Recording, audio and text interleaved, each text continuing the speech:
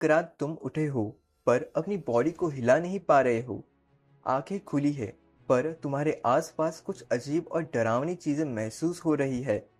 यही है sleep paralysis का टेरिफाइंग एक्सपीरियंस, जिसका डार्क साइड हम आज समझेंगे। स्लीप पैरालिसिस क्या है? स्लीप पैरालिसिस तब होता है जब तुम्हारा माइंड स्लीप से जगता है लेकिन तुम्हारी बॉडी अभी भी पैरालाइज स्टेट में होती है।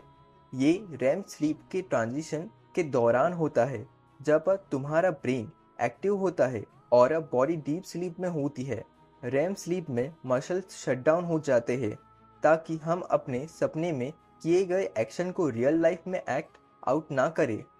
पर जब इस प्रोसेस में कुछ गड़बड़ हो जाती है तो स्लीप पैरालिसिस एक्सपीरियंस होता है। Dark side of sleep paralysis. अब इसके डार्क साइड के बारे में बात करते हैं।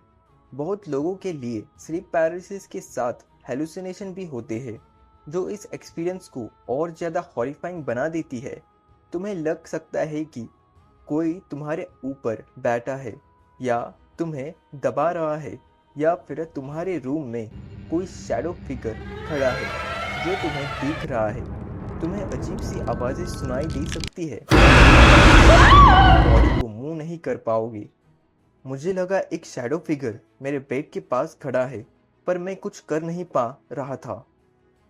ऐसा महसूस हो रहा था कि जैसे कोई मेरी छाती पे बैठा है और मुझे सांस लेने नहीं दे रहा। Cultural explanation. इतिहास के दौरान अलग अलग कल्चर ने इन टेरिफाइंग एक्सपीरियंस को अलग अलग तरीके से समझाया। यूरोप में लोग इसे एक डीमन इंक्यूबस का काम मानते थे, जो इंसानों के ऊपर बैठकर उनका गला दबाता था। जापान में इसे कनाशिबारी कहते हैं, जहां लोगों का मानना है कि ये एक घोस्ट की वजह से होता है। सुपरनैचुरल या साइंटिफिक एक्सप्लेनेशन। लेकिन साइंस इसे एक साइंटिफिक फेनोमेना के रूप में देखती है।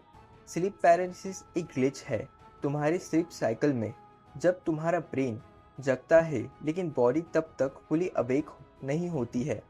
जो हेलुसिनेशन तुम्हें दिखाई देते हैं वो तुम्हारे सपने होते हैं, जो जगने के टाइम स्पिल हो जाते हैं। तुम्हारा ब्रेन अभी भी ड्रीम मोड में होता है, इसलिए तुम्हें ये डरावनी चीज़ें दिखती है। स्लीप पैरालिसिस डेंजरस नहीं होता, लेकिन अगर तुम्हें ये फ्रिक्वेंटली होता है तो थोड़ा केयर लेना ज़रूरी है। एक रेगुलर स्लीप शेड्यूल बनाओ। स्ट्रेस कम और पीठ के बल ना सोकर साइड में सोना ज़्यादा बेनिफिशियल हो सकता है।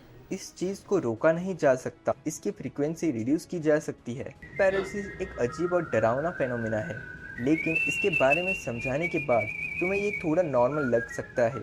जब तुम नेक्स्ट टाइम इसे एक्सपीरियंस करोगे तो बस याद रखो कि ये सिर्फ तुम्हारे ब्रेन का एक ट्रिक है। ये एक्सपीरियंस टेम्पररी होता है और कुछ ही देर में ख़त्म हो जाएगा।